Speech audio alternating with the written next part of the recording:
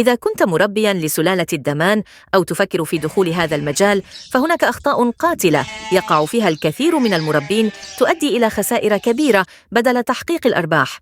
اليوم سأشارك معكم أهم هذه الأخطاء وكيفية تجنبها لضمان نجاح مشروعكم وتحقيق أعلى الأرباح. تابعوا الفيديو حتى النهاية لأنني سأكشف لكم استراتيجية حصرية لزيادة الإنتاجية بأقل تكلفة.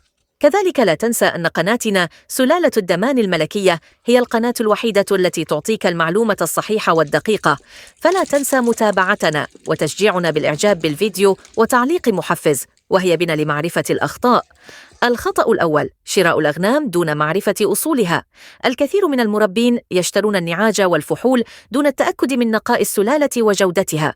هذا قد يؤدي إلى قطيع ضعيف الإنتاج أو غير مناسب للهدف الذي تسعى إليه. دائماً قم بشراء الأغنام من مصادر موثوقة واطلب معلومات عن الأصول الوراثية للقطيع قبل الشراء.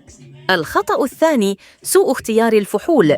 الفحل الجيد يمثل نصف القطيع، وإذا اخترت فحلاً ضعيفاً أو غير مناسب فسينعكس ذلك على الإنتاج بالكامل. تأكد من أن الفحل يتمتع بصحة جيدة بنية قوية وسجل إنجاب ممتاز. الخطأ الثالث: إهمال التغذية الصحيحة. البعض يعتقد أن الأغنام تستطيع الاعتماد فقط على الرعي، لكن الحقيقة أن التغذية المتوازنة ضرورية لزيادة الإنتاج وتحسين الصحة العامة للقطيع. وفر العلف الغني بالبروتين والطاقة، وراقب استهلاك المياه لأنه يلعب دورا أساسيا في النمو والإنتاج. الخطأ الرابع: عدم الاهتمام بالرعاية البيطرية. الكثير من المربين لا يستدعون الطبيب البيطري إلا عند ظهور مشكلة، ولكن الوقاية دائما أفضل من العلاج. تأكد من إجراء فحوصات دورية للقطيع والالتزام بجدول اللقاحات لمنع انتشار الأمراض وتقليل الوفيات. الخطأ الخامس: البيع في التوقيت الخاطئ. أحد أكبر الأخطاء التي تؤدي إلى خسائر هو البيع عندما يكون السوق مشبعاً والعروض كثيرة، مما يؤدي إلى انخفاض الأسعار. حاول دراسة السوق جيداً وبيع الأغنام في الفترات التي يكون فيها الطلب مرتفعاً، مثل المواسم الدينية أو بداية فترات التربية. الخطأ السادس: عدم التخطيط المالي الجيد.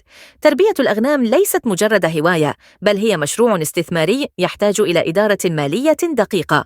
بعض المربين ينفقون أموالهم على أمور غير ضرورية ثم يجدون أنفسهم في أزمة مالية. ضع خطة مالية واضحة تشمل تكاليف التغذية، الرعاية البيطرية، وتحسين القطيع. الخطأ السابع: عدم الاستفادة من التكنولوجيا والتسويق الرقمي.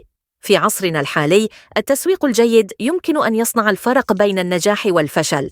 بعض المربين يعتمدون فقط على الأسواق المحلية، بينما يمكنهم الترويج لأغنامهم عبر الإنترنت لجذب زبائن من مناطق مختلفة.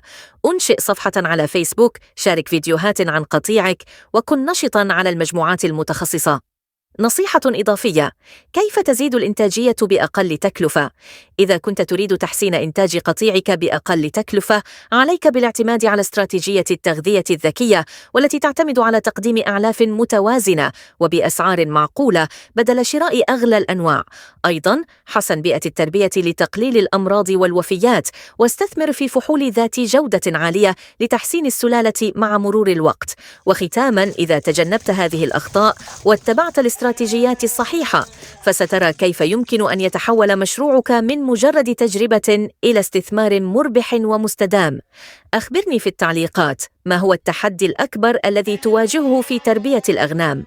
وإذا أعجبك الفيديو لا تنسى دعمه بالإعجاب والاشتراك في القناة للمزيد من المحتوى الحصري حول تربية الأغنام.